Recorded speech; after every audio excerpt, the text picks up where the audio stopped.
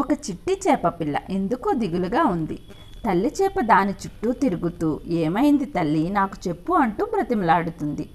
ఆ చిట్టి చేప పిల్ల అటుగా వెళుతున్న తాబేలు దాని పిల్లల్ని చూపించి చిరుకోపంతో, చూడమ్మా ఆ తాబేలు అమ్మ దాని పిల్లల్ని రోజు బయటకు తీసుకువెళ్ళి అన్నీ చూపిస్తూ ఉంటుందట.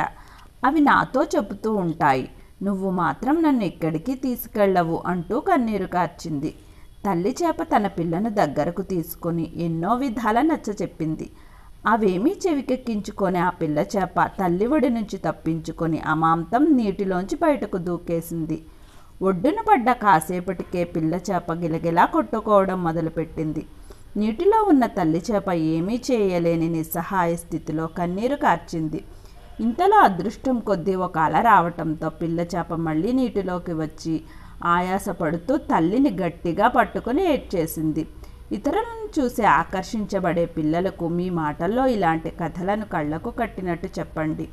వారు తప్పక అర్థం చేసుకొని మారటానికి ప్రయత్నిస్తారు. ఫోన్లో యానిమేటెడ్ స్టోరీస్ చూడటం కంటే మీరు చెప్పిన కథలు వినటం వలనే మంచి ఎక్కువగా జరుగుతుంది. మరి మీ అభిప్రాయం ఏమిటో కామెంట్ రూపంలో తెలియజేయండి. నా స్టోరీస్ మీకు నచ్చినట్లయితే ప్లీజ్ ఒక్క లైక్ చేసి నన్ను ఎంకరేజ్ చేయండి. ఇలాంటి మరిన్ని కథల కోసం ప్లీజ్ సబ్స్క్రైబ్ మై ఛానల్.